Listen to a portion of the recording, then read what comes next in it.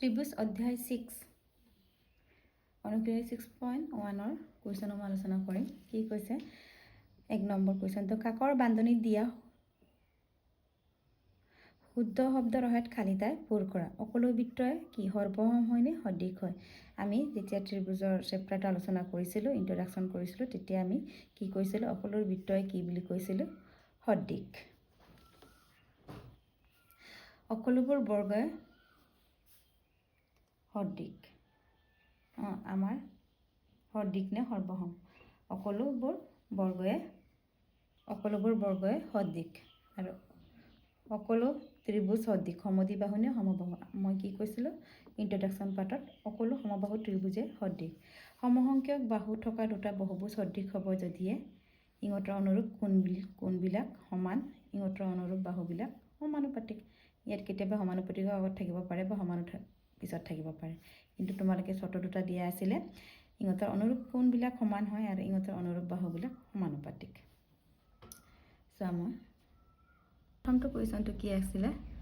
সকলোবোৰ বৃত্তই কি হ'ব আমাৰ? সদৃশ। আকৌ 2 নম্বৰ সকলোবোৰ বৰ্গ সদৃশ। বৰ্গ আমাৰ এইটো চা বৰ্গ বুলি ক'লে আমাৰ এইকেইটা, এইটো আমাৰ বৰ্গ। কিছুমানৰ ইয়াত আকৌ এইটো চা আকাৰ সৰু ডাঙৰ হ'ব পাৰে, কিন্তু আকৃতি একেই হয় বৰ্গ। এইকাৰণে বৰ্গ কি হয় আমাৰ? সদৃশ হয়। আৰু 3 নম্বৰটো কি কৈছে? সকলো সমবাহু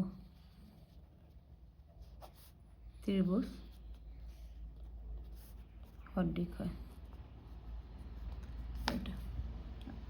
সকলো সমবাহু ত্ৰিভুজ সদৃশ হয়। আৰু 4 নম্বৰটো কি কৈছে? ইহঁতৰ অনুৰূপ কোণবিলাক কি হয়? সমান, আৰু এনচাৰটো কি আহিব? সমান আৰু সমানুপাতিক। ইহঁতৰ অনুৰূপ বাহুবিলাক সমানুপাতিক।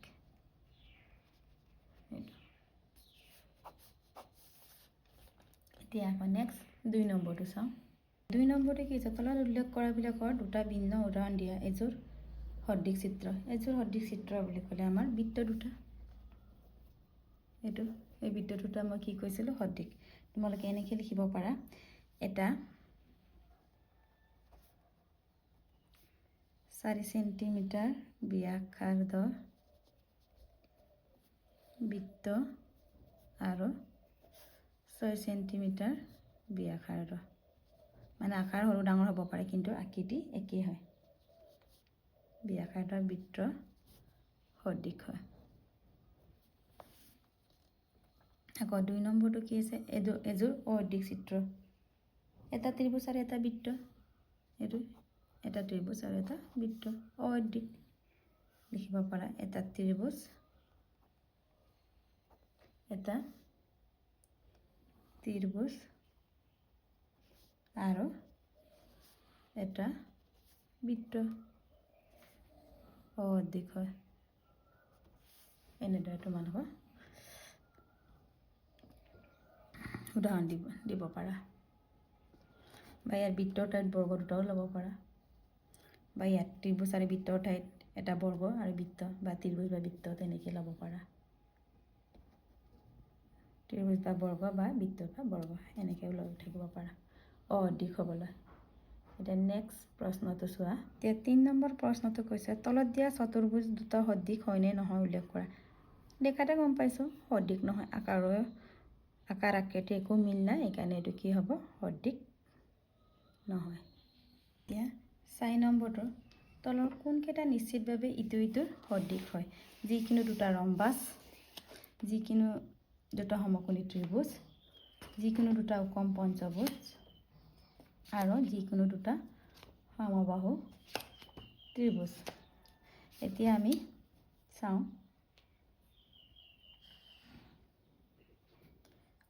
কোনটো হয় আমাৰ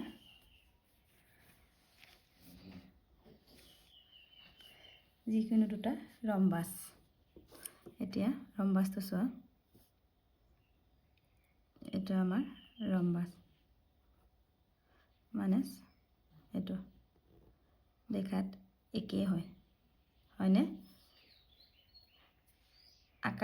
আকাৰ বেলেগ বেলেগ হ'ব পাৰে কিন্তু আকৃতি একে থাকে এইকাৰণে যিকোনো দুটা ৰম্বাজু আমাৰ কি হয় সদৃশ হয় আৰু যিকোনো দুটা সমকোণী ত্ৰিভুজ বুলি ক'লে আমাৰ এইটো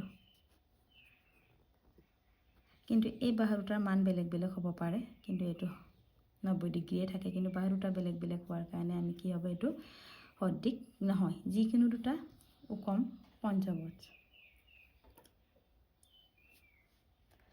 সকলো উকম পঞ্চভুজত সকলো কোণ আৰু দিশ সমান অনুপাতত থাকে কোণ আৰু দিশটো কি হয় বাহুটো সমান অনুপাতত থাকে এইকাৰণে দুটা উকম পঞ্চভুজটো আমাৰ সদৃশ হয় যিকোনো দুটা সমদ্বিবাহু ত্ৰিভুজ এইটো আমি জানোৱেই অকল সমবাহু ত্ৰিভুজৰ ক্ষেত্ৰতে সদৃশ হয় তেনে এনসাৰটো আমাৰ এ আৰু সিটো হ'ব এইটো এটা নেক্সট প্ৰশ্নটো চাওঁ তলৰ উক্তিকেইটা বিবেচনা কৰা উক্তি 1 যদি এটা ত্ৰিভুজৰ তিনিওডাল বাহু আন এটা ত্ৰিভুজৰ তিনিডাল বাহুৰ সমান হয় তেন্তে ত্ৰিভুজ দুটা সৰ্বসম হয় আমি সৰ্বসম হ'বলৈ আমাৰ কি কি চৰ্ত প্ৰয়োজন হৈছিলে বাহু বাহু বাহু কোণ কোণ কোণ বাহু দুটা আৰু কোণ এটা এছ এ এছ আৰু এ এছ এ আৰু আৰ এইচ এছটো আমাৰ প্ৰয়োজন হৈছিলে চৰ্থকতা ইয়াত কি কৈছে যদি এটা ত্ৰিভুজ তিনিডাল বাহু আন এটা ত্ৰিভুজৰ তিনিডাল বাহুৰ সমান হয় এইটো আমি পাইছোঁ তেন্তে ত্ৰিভুজ দুটা কি সৰ্বসম হয় আকৌ 2 নম্বৰটো চোৱা যদি এটা ত্ৰিভুজৰ তিনিটা কোণ আৰু এটা ত্ৰিভুজৰ তিনিটা কোণৰ সমান হয় তেন্তে ত্ৰিভুজ দুটা সৰ্বসম হ'ব নহয় আমি কাৰণ তিনিটাটো আমি পোৱা নাছিলোঁ এ এ এ আমি কি পাইছিলোঁ দুটা কোণ আৰু এটা বাহু পাইছিলোঁ তেনেহ'লে আমাৰ কোনটো উদ্ধটো হ'ব এ উদ্ধ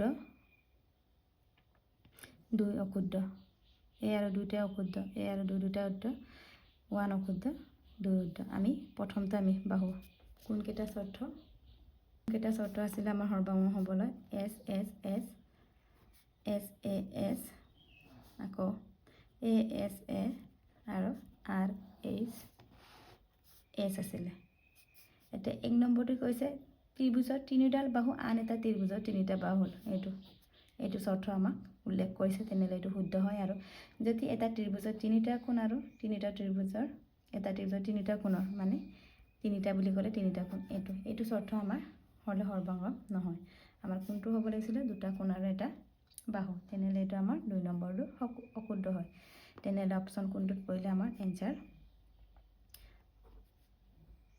1 শুদ্ধ আৰু 2 অশুদ্ধ এইটো আমাৰ হ'লে অপশ্যন 8 পৰিলে